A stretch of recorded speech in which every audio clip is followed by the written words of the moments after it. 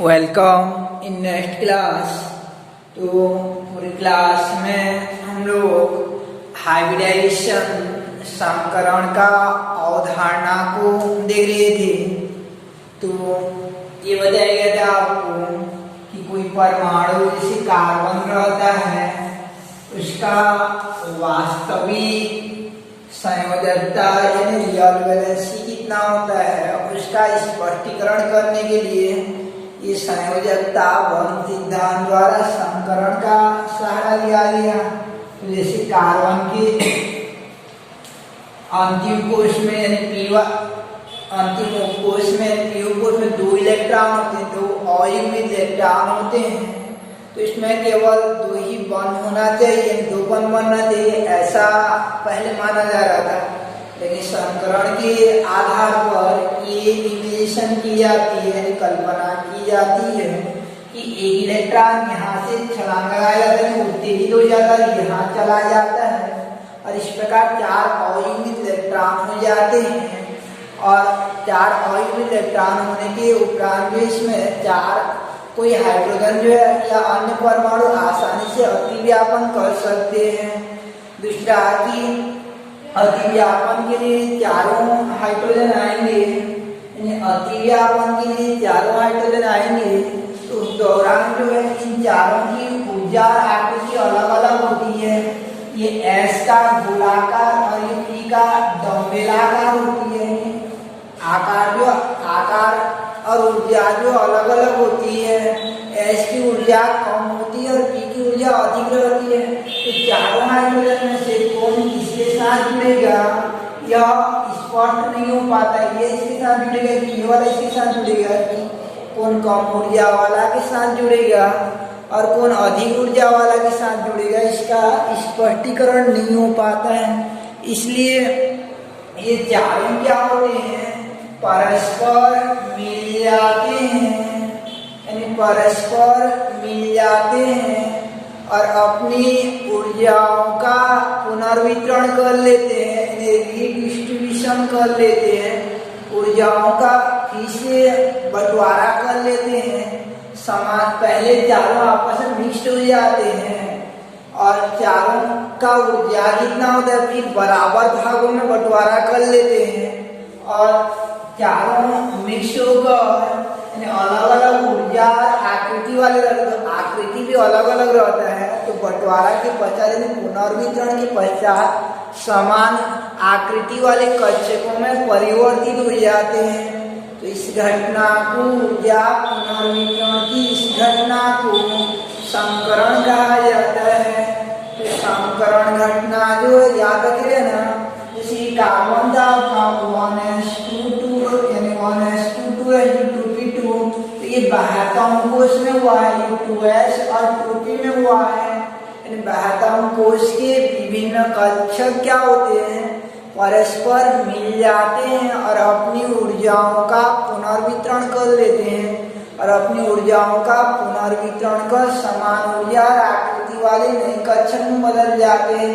तो बाह्यतम कोश के कक्षक 2s और 2px 2py और 2pz जो है पार्टिसिपेट हो रहे हैं जैसे कार्बन में, और अपनी ऊर्जाओं का पुनर्वितरण कर समान ऊर्जा और आकृति वाले नए कक्षकों में परिवर्तित हो जाते हैं।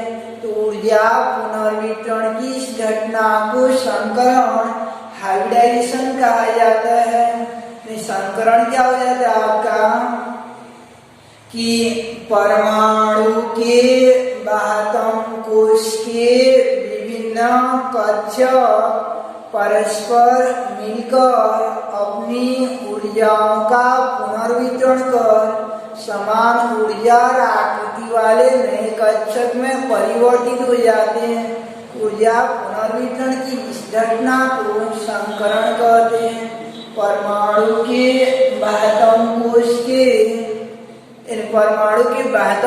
के और याद रखें ना, ये लगभग समान ऊर्जा वाले कक्षक है 2s और 2p। ऐसा नहीं कि 2s और इधर 3d वाला भाग लेगा, ये संभव नहीं होता। लगभग समान ऊर्जा वाला कक्षक भाग लेते हैं। जैसे फ्रेंड बनाते हैं तो हम लोग मान लीजिए 11वीं पढ़ रहे हैं 10वीं का बनाएंगे, ऐसा नहीं 11वीं पढ़ रहे हैं तो 6वीं क्लास का बनाएंगे। तो लगभग समान ऊर्जा वाला कक्षक इसमें पार्टिसिपेट हो गया और मिक्स होकर फिर बराबर वाला में कंट्रीब्यूट यानी डिस्ट्रीब्यूट हो जाते हैं। जैसे एक की ऊर्जा 9 है और दूसरा 11 है तो परस्पर मिल जाएंगे और 10 वाला समान ऊर्जा वाला और आकृति वाला नया कक्षक में बदल जाते हैं। तो ऊर्जा पुनर्वितरण की इस घटना को संकरण कहा जाता है। जैसे मान लो कि मिट्टी का हम लोग कुछ खिलौना बना रहे हैं तो एक को कम मिट्टी मिला है और एक को ज्यादा गोला मिला है तो दोनों में एक टाइप का घमासान हो जाएगा। तो इस स्थिति में क्या करते हैं, फिर दोनों को मिक्स कर देते हैं और बराबर भागों में और आकार वाले गोला में वितरण कर देते हैं। तो ऐसा घटना को संकरण कहा जाता है। यानी डेफिनेशन क्या हो जाएगा इसका कि परमाणु के बाह्यतम कोश के लगभग समान ऊर्जा वाले विभिन्न कक्षक परस्पर मिलकर अपनी ऊर्जाओं का पुनर्वितरण कर समान ऊर्जा और आकृति वाले नए कक्षक में परिवर्तित हो जाते हैं। तो ऊर्जा पुनर्वितरण की इस घटना को संकरण कहते हैं तथा प्राप्त नए कक्षकों को इसके पश्चात नया कक्षक बनेगा उन्हें संकरित कक्षक कहा जाता है। जैसे मान लो कि एक तो एस और एक पी कहीं पर मिक्स होता है तो ये दोनों परस्पर मिल जाएंगे तो दो नया कक्षक बनाते हैं और नया कक्षक न तो एस की तरह दिखता रहेगा न तो पी की तरह दिखता रहेगा बल्कि दोनों का मिला जुला रूप रहेगा। तो जिनमें से प्रत्येक को एस पी कहा जाता है और दो मिलेंगे तो एस और पी ये एक तो एस पी हो जाएगा और दूसरा वाला और एक तो एस पी हो जाएगा। तो समान ऊर्जा और आकृति वाला नया कक्षक में परिवर्तित हो जाते हैं। बाद में पढ़ेंगे इसके बारे में एसपी संकरण के बारे में।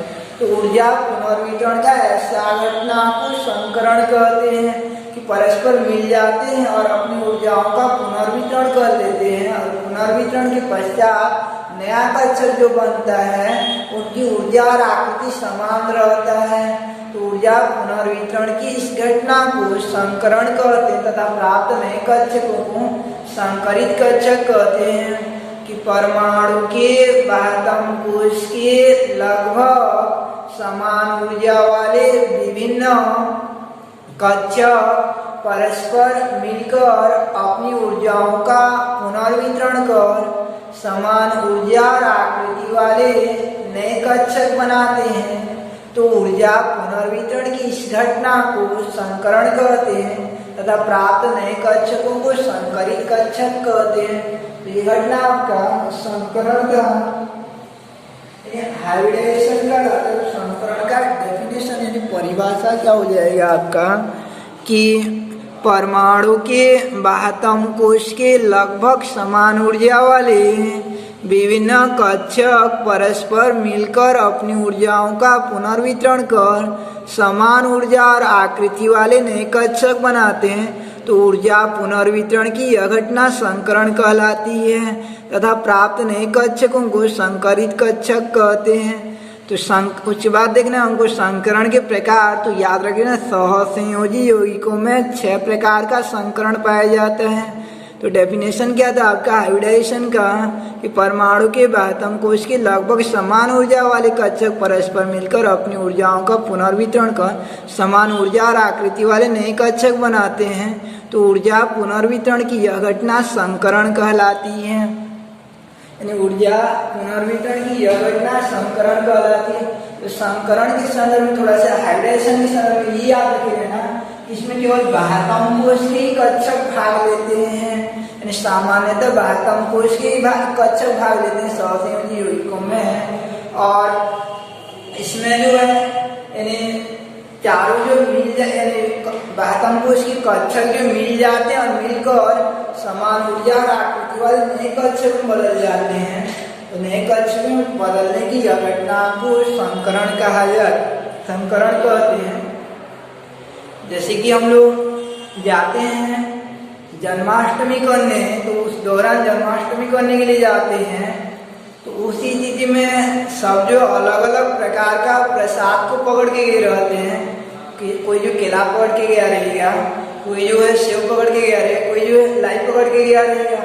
तो सब अलग अलग प्रकार का पकड़ के रहते हैं। तो अगर वहाँ पे मिक्स नहीं करेंगे तो और ऐसे प्रसाद को बांटेंगे तो किसी को केला मिलेगा, केला भी मिलता जाएगा, किसी को अंगूर मिलेगा तो अंगूर मिलता जाएगा। तो उस समय क्या करते हैं, वहाँ के व्यक्ति जो है सबके प्रसाद को मिला देते हैं, मिला करके सबको मिक्स कर देते हैं और सबको बराबर बराबर भागों में थोड़ा थोड़ा सबके प्लेट थाली में रख देते हैं। तो ऐसा घटना को संकरण कहा जाता है। ऊर्जा पुनर्वितरण की इस घटना को संकरण कहते हैं, एग्रेशन कहा जाता है।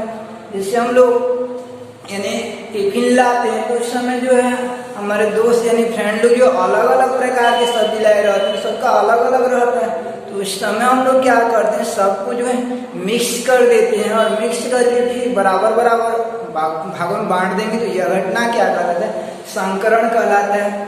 या जैसे हम लोग घर में कभी कभी सब्जी बनाते हैं, जैसे मान लीजिए आलू एक तो ले जाते हैं और टमाटर एक तो ले जाते हैं और यानी बैगन ले जाते हैं, सबको मिक्स नहीं करते हैं और ऐसे ही अलग अलग रखे रहेंगे तो सबका ऊर्जा और आकृति अलग अलग रहेगा, मिठास अलग अलग रहेगा। तो उस समय क्या करते हैं, सबको आग में डालकर फिर निकाल कर सबको मिक्स करके यानी मिक्स कर देते हैं और 3 जने जैसे हैं तो तीनों के लिए बराबर भागों में बंटवारा कर देते हैं। ऐसा घटना को संकरण कहा जाता है। ऊर्जा पुनर्वितरण की यह घटना को संकरण कहते हैं।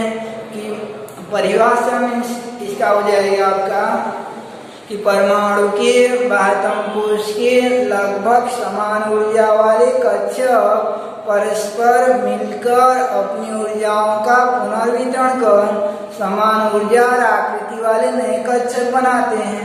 तो ऊर्जा पुनर्वितरण की यह घटना संकरण कहलाती है तथा प्राप्त नए कक्षकों को संकरित कक्षक कहते हैं। अब देखते हैं हम लोग कि सहसंयोजी यौगिकों में संकरण के प्रकार। तो संकरण जो है 6 प्रकार का संकरण होता है। पहला होता है आपका कि sp संकरण, दूसरा sp2 संकरण, यानी 6 प्रकार का संकरण रहता है। एक होता है आपका sp संकरण, दूसरा sp2 एडिशन, तीसरा sp3, चौथा sp3d, पांचवा sp3d2 और sp3d3। इनको पढ़ा के सीधे घात के रूप में नहीं पढ़ा जाता है, इसको sp2 कहते हैं। तो इसका परिभाषा जो है हम लोग एक को अगर याद रखेंगे, एक का डेफिनेशन, तो सबका परिभाषा लगभग समान प्रकार का बन जाता है। तो sp संकरण में क्या होता है, एक तो s और एक तो p पार्टिसिपेट होगा तो sp बनता है। sp2 में एक तो p और दो एक तो s और दो p पार्टिसिपेट होगा तो sp2। sp3 में आपका एक तो s और 3 तो p पार्टिसिपेट होगा तो इसको sp3 हाइब्रिडाइजेशन कहते हैं। ऐसे इसमें एक s 3 p और एक d पार्टिसिपेट होगा, इसमें एक s 3 p और 2 d पार्टिसिपेट होगा। तो ऐसा यानी जितना कक्षक भाग लेते हैं उसके आधार पर परिभाषा दिया जाता है। जैसे हम लोग स्टार्ट करेंगे sp संकरण को, तो sp संकरण का डेफिनेशन क्या हो जाएगा आपका कि जब परमाणु के बाह्यतम कोश के एक s कक्षक व एक p कक्षक परस्पर मिलकर अपनी ऊर्जाओं का पुनर्वितरण कर समान ऊर्जा और आकृति वाले 2 नए कक्षक बनाते हैं। याद रखे रहना, 2 भाग लेते हैं तो 2 नया कक्षक बनते हैं और नया वाला दोनों का नाम जो है sp संकरण रहता है। नया जो कक्षक प्राप्त होता है उनमें से प्रत्येक का नाम जो है sp संकरण रहता है। 2 पार्टिसिपेट होंगे तो 2 बनेगा, 3 पार्टिसिपेट होंगे तो 3 बनता है। जितना कक्षक संयोजित होते हैं उतना ही नया कक्षक बनता है। नया कक्षकों की ऊर्जा और आकृति जो समान रहती है। तो sp संकरण क्या हो जाएगा आपका कि जब परमाणु के बाह्यतम कोश के एक s कक्षक व एक p कक्षक परस्पर मिलकर अपनी ऊर्जाओं का पुनर्वितरण कर समान ऊर्जा और आकृति वाले 2 नए कक्षक बनाते हैं तो इसलिए इसे sp संकरण कहते हैं तथा प्राप्त नए कक्षकों को sp संकरित कक्षक कहा जाता है। नया कक्षकों को sp संकरित कक्षक कहा जाता है। जैसे नरसिंह देखे रहेंगे तो नर और सिंह का मिलावट रहता है, तो ना तो नर की तरह दिखता रहेगा ना ही सिंह की तरह, दोनों को मिला जुला रूप नरसिंह कहते। तो ऐसे एसपी जो है ना तो एस की तरह दिखता रहेगा, ना ही पी की तरह दिखता रहेगा, बल्कि दोनों का मिलावट रहता है, तो इसे एसपी संकरण कहते हैं। तो इस प्रकार से आपका ये एसपी हाइब्रिडाइजेशन का यानी एसपी संकरण का परिभाषा हो जाता है कि परमाणु के बाह्यतम कोश में एक एस कक्षक व एक पी कक्षक परस्पर मिलकर अपनी ऊर्जाओं का पुनर्वितरण कर समान ऊर्जा और आकृति वाले दोनों कक्षक बनाते हैं, तो इसे एसपी संकरण कहते हैं। तो वो प्राप्त नए कक्षकों को एसपी संकरित कक्षक कहते हैं। तो इसका परिभाषा से ज़्यादा महत्वपूर्ण इसका एग्जाम्पल और एग्जाम्पल की व्याख्या होता है। तो क्वेश्चन दो प्रकार का आता है, एसपी संकरण क्या उदाहरण से ही समझाइए बोलेगा तो पूरा लिखना है। दूसरा ऐसा क्वेश्चन आएगा कि BeCl2 में संकरण को समझाइए। तो देखते हैं हम लोग BeCl2 में यानी एसपी संकरण का एग्जाम्पल BeCl2 में किस प्रकार से संकरण घटना होती है। यानी BeCl2 में एसपी संकरण पाया जाता है, तो उसका एक्सप्लेनेशन यानी व्याख्या कैसे करेंगे। तो एसपी संकरण का एग्जाम्पल आपका BeCl2 हो जाता है। उदाहरण जो है आपका एग्जाम्पल BeCl2 हो जाता है, यानी बेरियम क्लोराइड हो जाता है BeCl2। तो इसमें केंद्रीय परमाणु को पहचानना रहता है, यानी सेंट्रल एटम को पहचानना रहता है। याद रखे रहना, जो कम संख्या में दिखता रहता है वो सेंट्रल एटम हो जाता है। तो बेरिलियम और क्लोरीन दोनों में से सेंट्रल एटम कौन हो जाएगा, केंद्रीय परमाणु कौन हो जाएगा, बेरिलियम हो जाता है। मैक्सिमम ये याद रखे रहना कि ये लेफ्ट हैंड साइड में अंदर वाला जो है वो सेंट्रल एटम के रूप में बिहेव करता है, और कभी कभी बाहर वाला रहता है। यानी कुल मिलाकर ये याद रखना, जो कम संख्या में रहता है वो सेंट्रल एटम होता है, केंद्रीय परमाणु होता है, और ये केंद्रीय परमाणु में ही संकरण पाए जाते हैं। दूसरा वाला परमाणु जो है आकर अतिव्यापन करता है, जैसे हाइड्रोजन कार्बन के साथ जुड़ रहा था कल के एग्जाम्पल में, तो दूसरा वाला अतिव्यापन केवल करेगा, संकरण केवल होगा आपका बेरिलियम परमाणु में। तो देखते हैं हम लोग, तो BeCl2 इसका एग्जाम्पल हो जाता है आपका। तो BeCl2 में केंद्रीय परमाणु सेंट्रल एटम, केंद्रीय परमाणु जो आपका कार्बन होता है, केंद्रीय परमाणु कार्बन है, जिसका परमाणु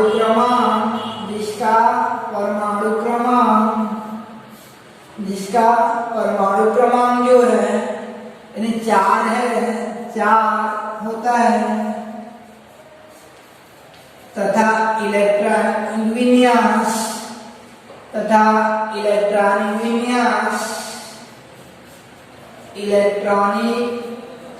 कॉन्फ़िगरेशन यानी इलेक्ट्रॉनिक विन्यास होता है आपका, जिसका इलेक्ट्रॉनिक विन्यास होता है 1s2 2s2 2p0 होता है। यानी 2p में एक भी इलेक्ट्रॉन नहीं पाया जाता है। 1s2 2s2 तो होता है ये जानते हैं, लेकिन उसमें 2p कक्षक मौजूद रहता है जिसमें एक भी इलेक्ट्रॉन नहीं होता है। तो केंद्रीय परमाणु बेरिलियम में जिसका परमाणु क्रमांक 4 वह इलेक्ट्रॉनिक विन्यास हो जाता है आपका, इलेक्ट्रॉनिक विन्यास हो जाता है 1s2 2s2 2p0 हो जाता है। एवं आर्बिटल विन्यास करते हैं, तो आर्बिटल विन्यास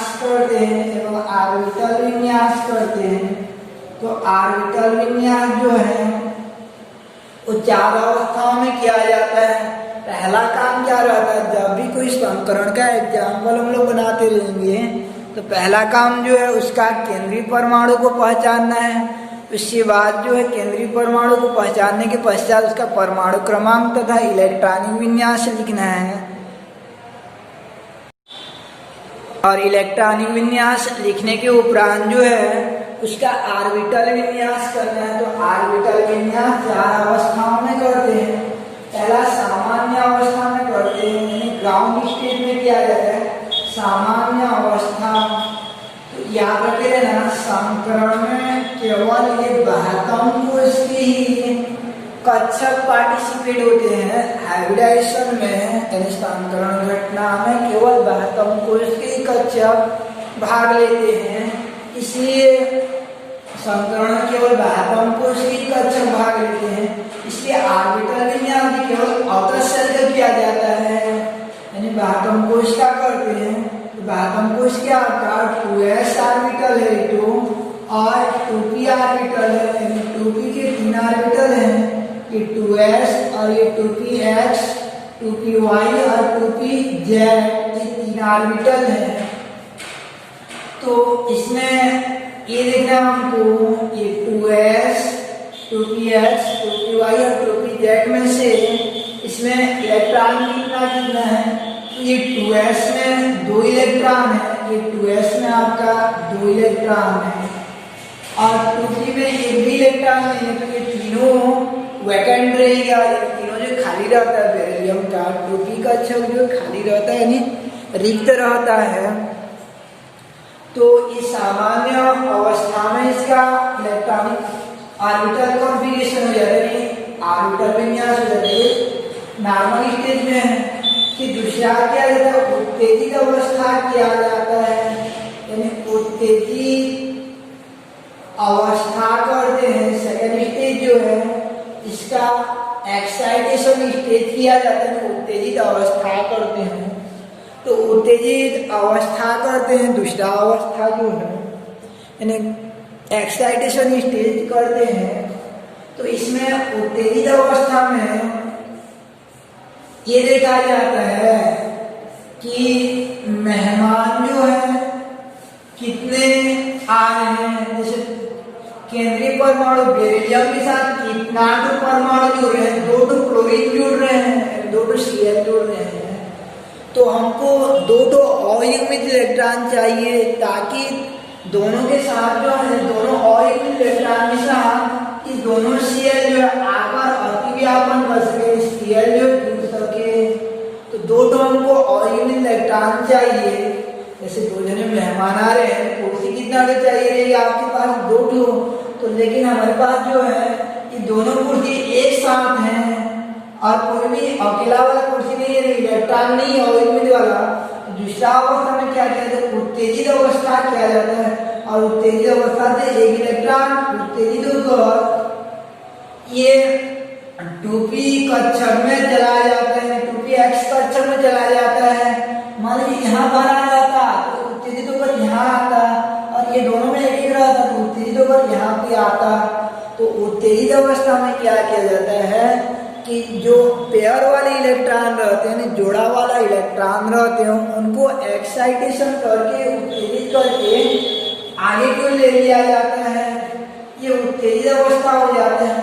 इसके बाद तीसरा होता है आपका संकरित अवस्था, यानी संकरित अवस्था हाइब्रिडाइजेशन स्टेज किया जाता है। तो संकरित अवस्था में हम लोग क्या करते हैं, हाइब्रिडाइजेशन स्टेज संकरित अवस्था में जो है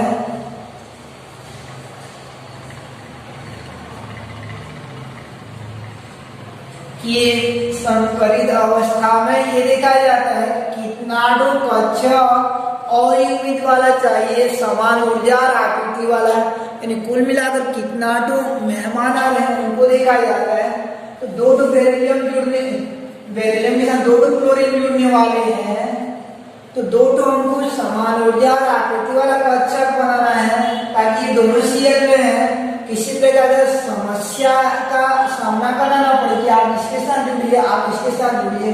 जैसे अभी दोनों की ऊर्जा अलग अलग है, उत्तेजित अवस्था के बाद ये 2s और ये 2px है, तो ऊर्जा अलग अलग है। s की ऊर्जा थोड़ा सा कम है और p की ऊर्जा थोड़ा सा हायर है और इनका आकृति भी अलग अलग है, एक का जो गोलाकार है और एक का जो डंबेलाकार है।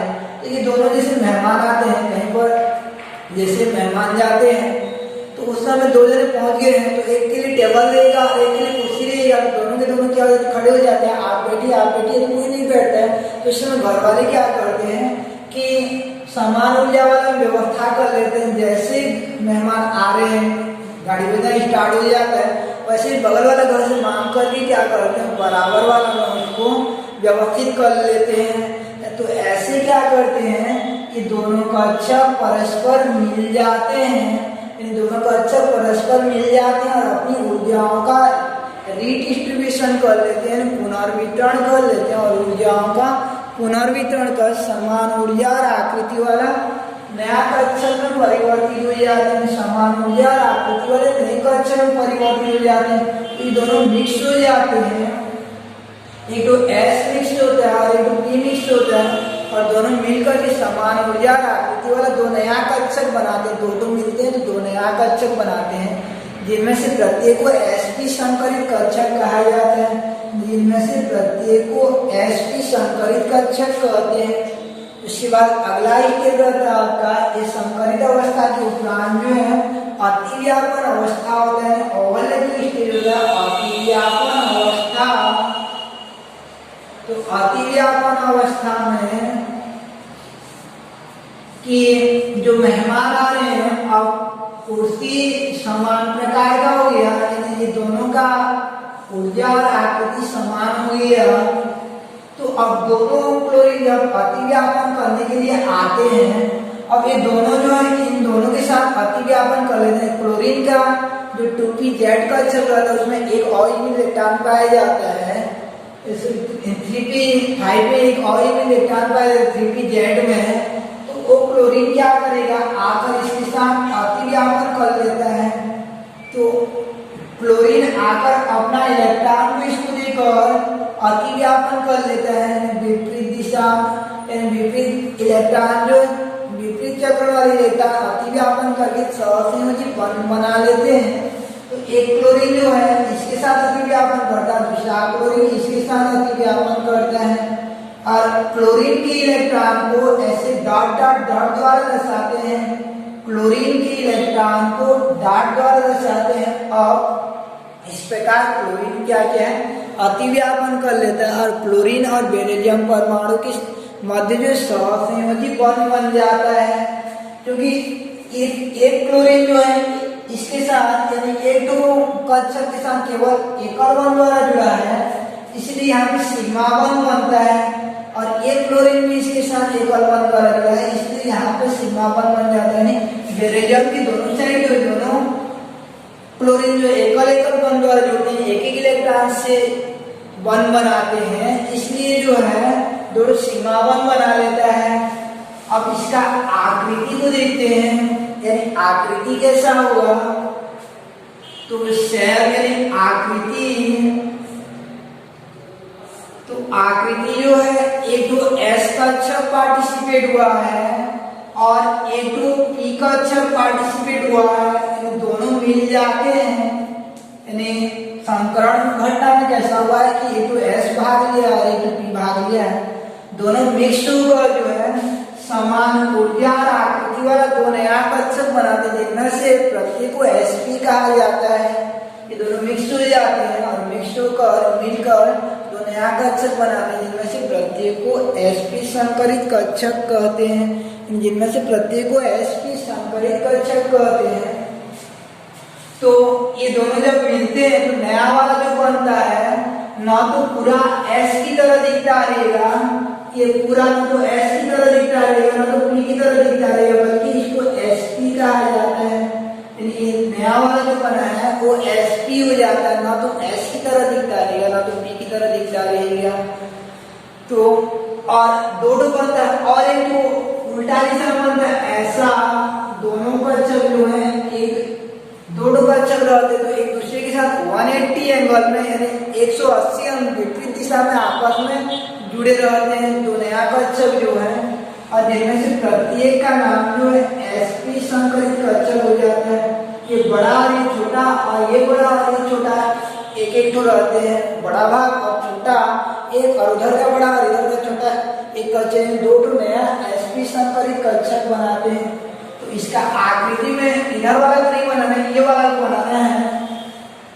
कि दोनों कल्चर जो है मिलकर तो नया कल्चर बनाते हैं, ना तो वो S की तरह दिखते रहते हैं न ही P की तरह दिखते रहते हैं। दोनों जो ना तो S की तरह दिखते रहते हैं न ही P की तरह दिखते रहते हैं, जिनमें से प्रत्येक का नाम जो sp संकरित कक्षक रहता है, जिनमें से प्रत्येक का नाम sp संकरित कक्षक रहता है। अब इसमें एक इलेक्ट्रॉन है और इसमें एक इलेक्ट्रॉन है, दोनों कक्षक में संकरित अवस्था में एक एक इलेक्ट्रॉन है। अब ये क्लोरीन क्या होते हैं, आकर अतिव्यापन करते हैं, तो एक क्लोरीन जो है इसके साथ जुड़ जाएगा और दूसरा क्लोरीन जो है इसके साथ जुड़ जाता है। दोनों संकरित कक्षकों के साथ एक एक क्लोरीन जुड़ जाते हैं, दोनों संकरित कक्षकों के साथ एक एक क्लोरीन जुड़ जाते हैं। तो एक तो इसके ये साइड जुड़ेगा और दूसरा वाला उस साइड जुड़ जाता है, यानी ये A2sp हो गया और ये दूसरा sp हो जाता है, दो sp संकरित कक्षक हो जाते हैं। अब क्लोरीन क्या होता है, A2 क्लोरीन यहाँ अतिव्यापन करता है, दूसरा वाला क्लोरीन है यहाँ पे अतिव्यापन करता है। और ये क्लोरीन का आकार जो अपना मूल रूप में रहेगा, जैसे P का आकार रहता है आपका, तो ये आपका एक क्लोरीन हो जाएगा और ये दूसरा क्लोरीन हो जाता है। दोनों जो है पहले से ये sp में एक इलेक्ट्रॉन था ऑक्सीजन वाला और ये sp में था, और इधर का क्लोरीन आकर अतिव्यापन करता है और इधर का क्लोरीन आकर अतिव्यापन करता है। तो इस प्रकार से इन दोनों क्लोरीन जो दोनों साइड से अतिव्यापन करके दो सिग्मा बॉन्ड बना लेते हैं। यहाँ पे एक सिग्मा बॉन्ड बनता है और यहाँ पे सिग्मा बॉन्ड बनता है, क्योंकि यह अतिव्यापन जो अक्ष के अनुदिश हो रहा है, इसलिए यह अतिव्यापन जो है sp अतिव्यापन, यानी यह अतिव्यापन के मतलब बनावन को सिग्मा बॉन्ड कहते हैं। यहाँ क्लोरीन का P वाला भाग लिया है, ये क्लोरीन का P वाला भाग लिया है और बेरिलियम का जो है sp वाला भाग लिया, तो ये sp P अतिव्यापन हो जाता है। तो यह भी अक्ष के अनुदिश अतिव्यापन हो रहा है, इसलिए बनने वाला बन सिग्मा बॉन्ड हो जाता है।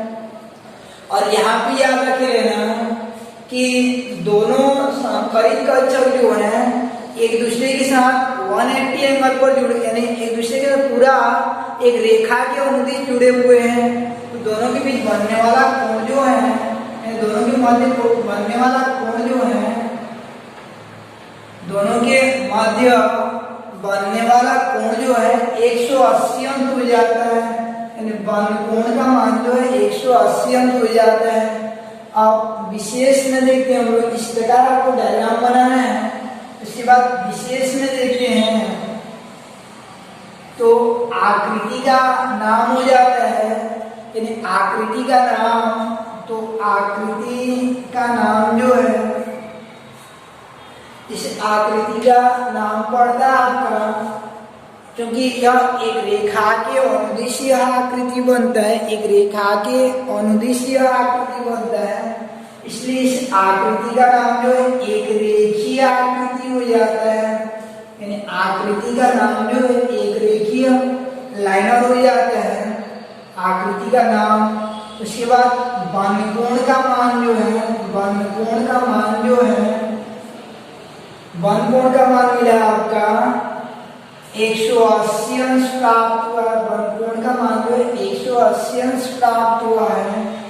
और उसके बाद जो है वनकोण के उपरांत जो है सिग्मा वन की संख्या सिग्मा वन बराबर 2 बना है, सिग्मा वन बराबर 2 बना है, और पाई वन बराबर बना है, इसमें पाई वन की संख्या है पाई वन, एक भी पाई वन नहीं बना तो पाई वन शून्य हो जाता है, पाई वन जो शून्य हो जाता है, सिग्मा वन जो है 2 पाई वन शून्य। और एकाकी इलेक्ट्रॉन मैंने Lp की, तो Lp बराबर, तो ऐसा कोई भी इलेक्ट्रॉन जोड़ा नहीं होता जो अतिव्यापन भाग में लिया है, दोनों के दोनों अतिव्यापन भाग में, तो बंधी इलेक्ट्रॉन के अंतर्गत आएंगे, तो Lp यानी अनाबंधी या एकाकी इलेक्ट्रॉन में शून्य हो जाएगा, अनाबंधी इलेक्ट्रॉन में शून्य हो जाता है। और उसके बाद जो प्रकृति निकाला जाता है, प्रकृति में बराबर और P बराबर निकाला जाता है, यानी S बराबर कितना परसेंट है और P बराबर कितना परसेंट है उसको निकाला जाता है, यानी कितना कितना भाग पार्टिसिपेट हुआ है प्रकृति में प्रतिशत को निकाला जाता है। तो प्रतिशत कैसे निकालते हैं, याद रखे कि 100 को प्रतिशत निकालने के लिए 100 को उतना से भाग दिया जाता है जितना कि संकरण में भाग लेते रहते हैं, कितना कक्षा संकरण में भाग लेते रहते हैं, कितना कक्षा भाग लिए संकरण में 2 to 1 to S और 1 to P, तो 100 को P से 2 से भाग देंगे, 2 कक्षा भाग ले रहे हैं 2 से भाग दे देंगे, मान लीजिए 3 तो भाग लेते तो 3 से भाग देते, 4 तो भाग देते 4 से भाग देते। अब कितना आएगा 50, तो 50 आ गया।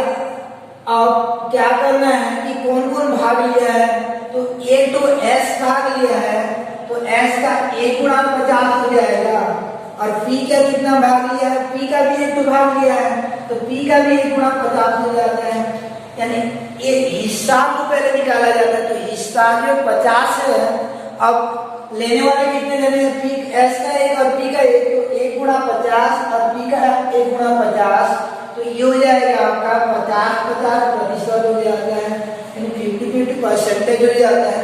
दोनों समान कंट्रीब्यूट किए हैं, समान मात्रा में पार्टिसिपेट हुए हैं, तो ये था आपका SP हाइब्रिडाइजेशन यानी SP संकरण था। तो इस प्रकार से आपको बनाना है, यानी पहले जो आपका ये बेरिलियम का केंद्रीय परमाणु BeCl2 केंद्रीय परमाणु बेरिलियम है जिसका परमाणु क्रमांक 4 हो, इलेक्ट्रॉनिक विन्यास 1s2 2s2 2p0, ऐसे 4 अवस्था करना है आपको, सामान्य अवस्था, उत्तेजित अवस्था, संकरित अवस्था और अतिव्यापन अवस्था।